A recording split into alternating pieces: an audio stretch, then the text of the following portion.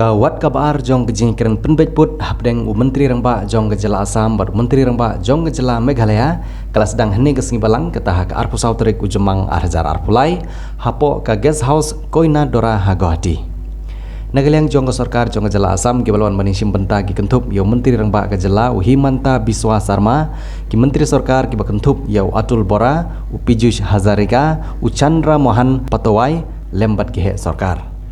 Katba ke kenuhun Jela Meghalaya ki kentup yo Menteri Rangba ke Jela Konrad Kongkal Sangma arngut ki sembut Menteri Rangba ke Jela ki kentup yo ba Preston Tensong baru ba Singau Balang Dhar baru Menteri Sarkar ba Komingwan Nombon lembat ki he officer kentup yo Chief Secretary ke Jela.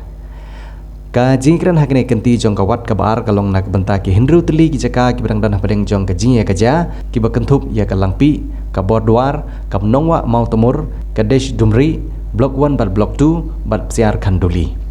Kumban syupen kan mau kendian ba kejing penbej pun kepala dep ketahak arpo kendai terik ulber arjar arpo ar ki Menteri Rangba jong ki arteli gejela ketah gejela Assam bat gejela Meghalaya kilai soy ya kesos kular bal penbej ya ki Hindu teli gejaka na pedeng jong ki khat arteli ki badan ha pedeng jong kejing keja kepala long ha kejing don rekat lang jong Menteri ki kampoyeng gari u Amit Shah.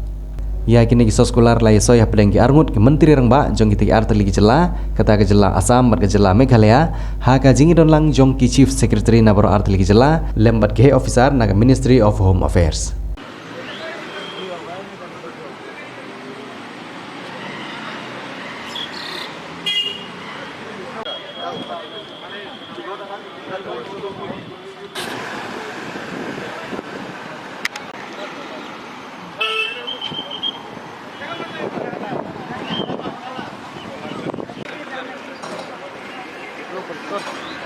Pagi.